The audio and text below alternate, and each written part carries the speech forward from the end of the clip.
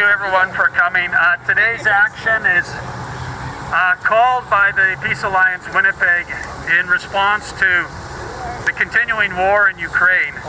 And in fact, last week you heard the Secretary General of NATO say that more weapons and more war are the way for peace in Ukraine. And if you go back, and that was echoed by Defence Minister Anand, who announced new supplies of Canadian weapons to Ukraine. But if you go back 1 year ago, there was no war in Ukraine.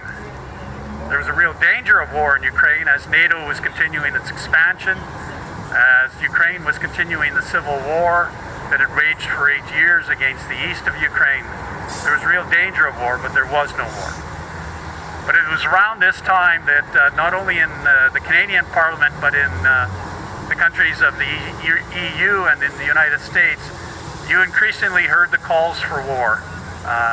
You increasingly heard the calls for war in Ukraine and the danger that was posed by Russian aggression in Ukraine.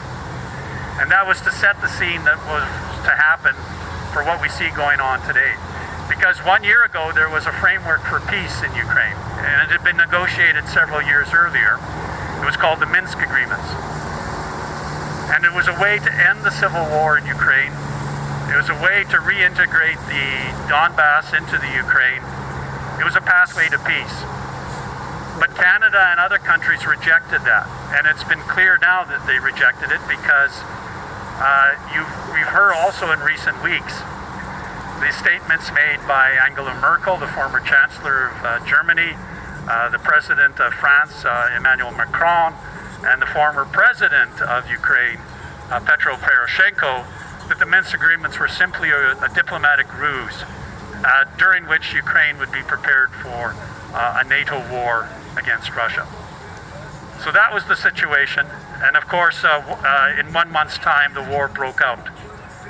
So we're calling on Canadians to escalate and raise their voices against the incredible silence that exists in Canada about this war and the causes for this war and the actual support for this war that exists in the mainstream media and in Parliament. So we're asking, it's clear that only the actions of Canadians can try and change this political situation and raise their concerns and raise their opposition to the war, because the political parties in Parliament are not listening. In fact, they're all behind this. So Canadians must get into action to oppose this war.